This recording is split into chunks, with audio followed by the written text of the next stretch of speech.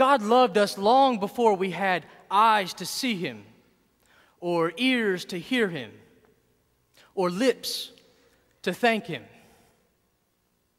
In the beginning, God reached into the blackness for His beloved. He grabbed hold of nothing, decided it should become something, altered absolutely everything, so that one day He could bless you with anything. You were God's beloved long before the invention of computers or iPods or telephones or automobiles. Before nations were established or cities constructed. Before oceans were introduced to shores. Before stars swirled through solar systems. Even before the ticking of time itself. When nothing covered everything, there was God whispering your name.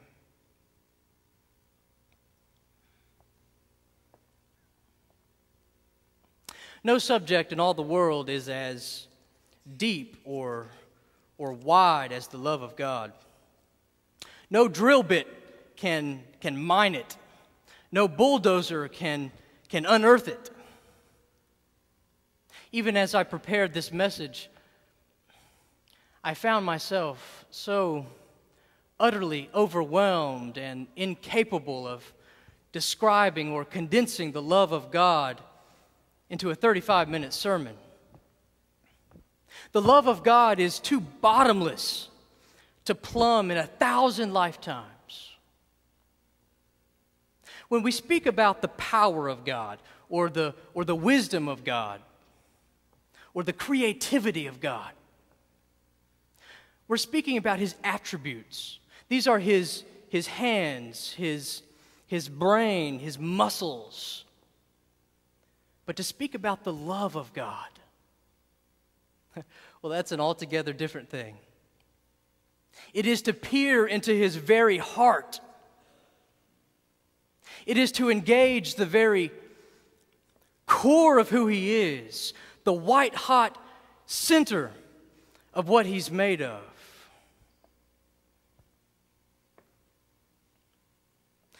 Our text this morning plunges us into the deep, deep love of God. It's grouped within a body of writings called the wisdom literature. In contrast to the prophetic writings, Job, Proverbs, Song of Songs, and Ecclesiastes do not begin with the holy announcement, "Thus saith the Lord." Instead, these writings appeal to reason and to common sense. They address individuals instead of nations, and they seek to answer the mundane and the pedestrian questions of life. Questions like, why am I on this planet? How do I deal with a disobedient child? Why do bad things happen to good people? And here, sandwiched between the musings of Ecclesiastes and the visions of Isaiah, is a PG-13 dialogue between a lover and his beloved. Most scholars think that Solomon was the lover, and a young Shulamite girl of about 15 or 16 was his bride. He probably found her while he was touring his vineyards in the countryside. And it is surprising that God's name is not mentioned a single time in this book. And yet, the passionate relationship between Solomon and his bride so characterized Yahweh's covenant relationship between him and Israel that the Song of Songs happily found a home within the canon of Hebrew Scripture. Now, we don't know much about this book, but we do know one thing. King Solomon has been bitten pretty bad by the love bug. In verse 5, the bride says, "Strengthen me with raisins, refresh me with apples, for I am faint with love." To which Solomon responds in verse 14, "Show me your face, let me hear your voice, for your voice is sweet and your face is lovely." If I were to ask you to describe your lover, is that what you would say? Maybe, maybe not. You know, we often say, "Oh, he's a lawyer," or "she's a medical student." Or we might say something like, "He drives a truck," or "She teaches yoga." We often characterize and describe each other by what we do instead of who we are. But when we come to understand that we are the precious beloved of God, we are no longer chained to what we do. Our identities and our self-esteems come from who we are, and more importantly, whose we are. Why does God choose to make us His beloved?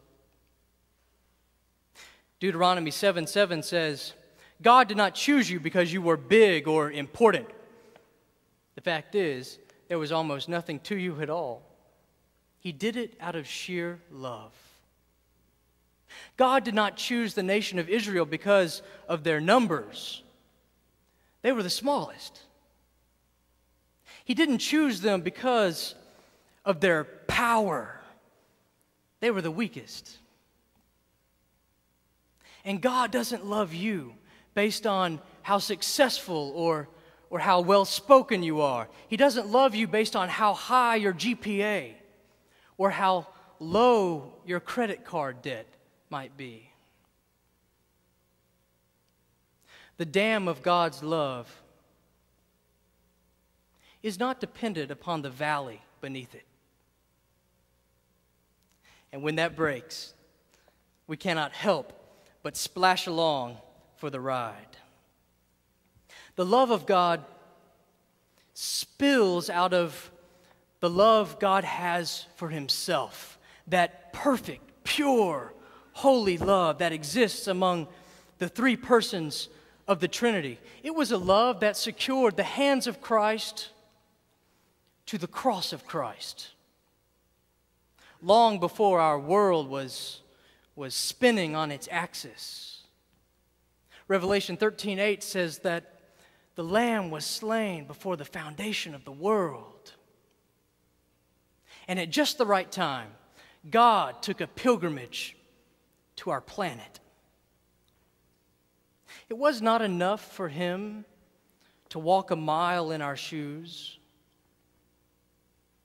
He had to walk a mile in our feet, in our ankles, in our femurs, in our rib cages,